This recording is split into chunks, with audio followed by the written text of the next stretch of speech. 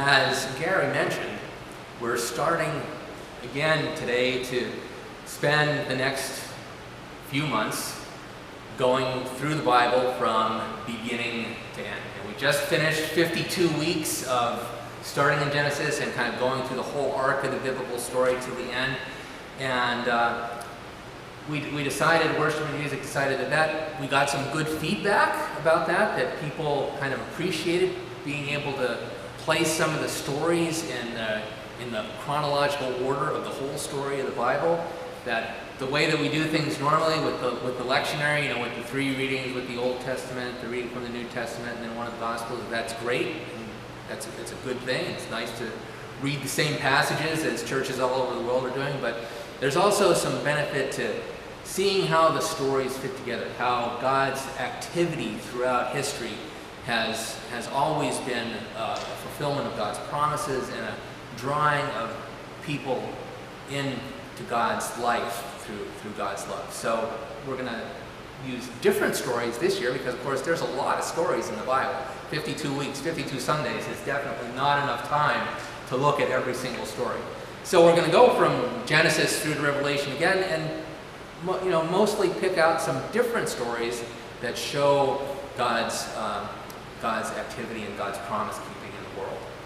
So today we are starting with Genesis, starting with the beginning, not starting with Genesis 1 like we did last time, but 2 and 3. Some people seem to think that the Bible actually does start with Genesis 3. That the Bible starts with a story of sin and fall and evil in the world. Some days it is easy enough to believe that. And maybe a day like today, it's easy enough to believe that. When we're remembering those horrific events of 15 years ago. When we're remembering death and destruction and evil. It's easy to think, well, that's the way our world is. That is what defines our world, the brokenness, death, murder, innocent people having their lives taken away. But I would say that is not the way the story starts. We know that the story doesn't start there. And we know that that is not the most fundamental truth about the world or about us as human beings. Because we know that before this story that God created the world good. You know how that goes. God made the day and the night and it was good. God made the earth and the sky and it was good. God made the plants and it was good. God made the animals, and it was good. See the theme? And God made human beings, and they were very good. See, you're not just good, you're very good. Very good. Beyond good.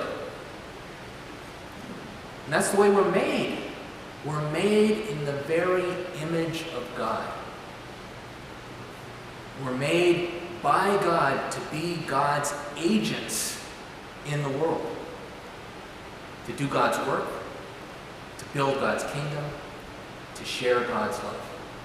That is how we're made. That is your DNA. That is fundamentally who we are as human beings. Now it's true that we do mess things up. I mean, it didn't take long for the story to go south. God says, there's one rule. There's just one rule. Can you follow one rule? You got 17,876 trees you could eat from. Just stay away from that one. Trust me, it won't go well.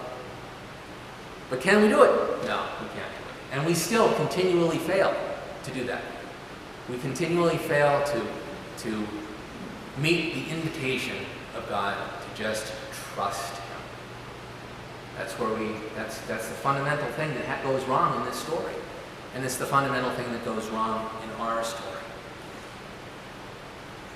And I think for us, it's because we look around at the world and we say, it's just not right. We can't trust God's goodness.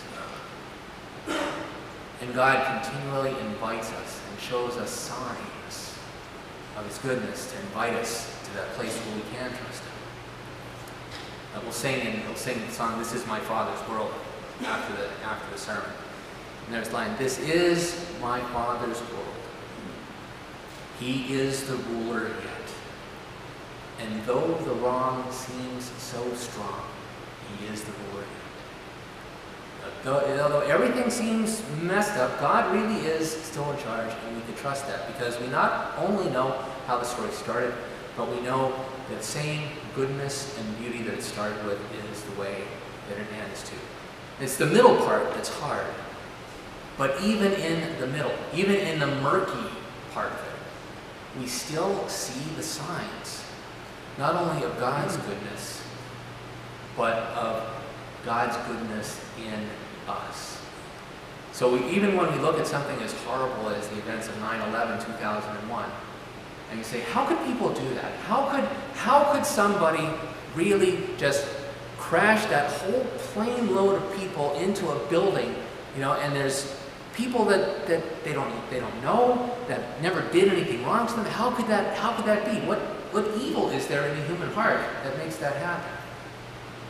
And yet, on that same day, as people fled out of those burning buildings, you had people running into the buildings to save others' lives, risking and even losing their own lives in order to save the lives of others, living out the goodness of God.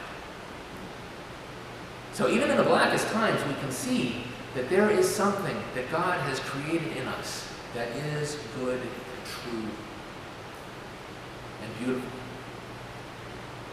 And I think that is the message that God wants us to hear, especially on a day like today, when we remember those events of 15 years ago and we say, that changed everything and it hasn't gotten better. That now we worry on big holidays, especially if we're going to a big city. We worry, is something going to happen? And we have to take our shoes off to get on a plane. I mean, really? It's different.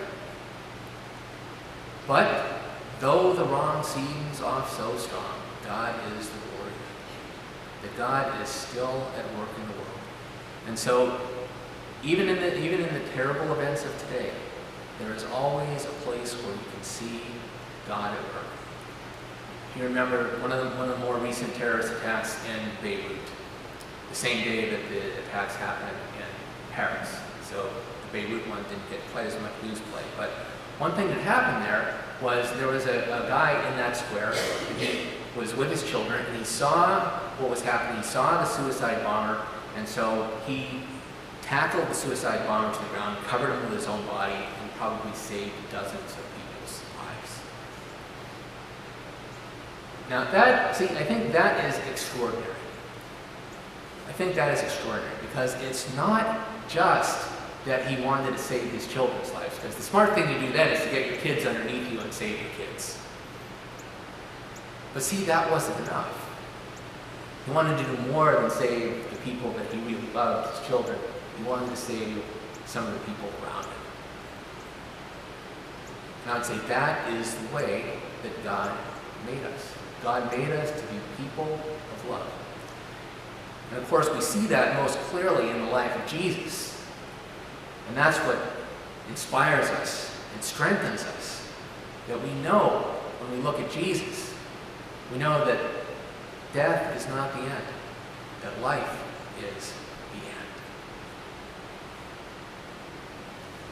I think Martin Luther King Jr. said it very well.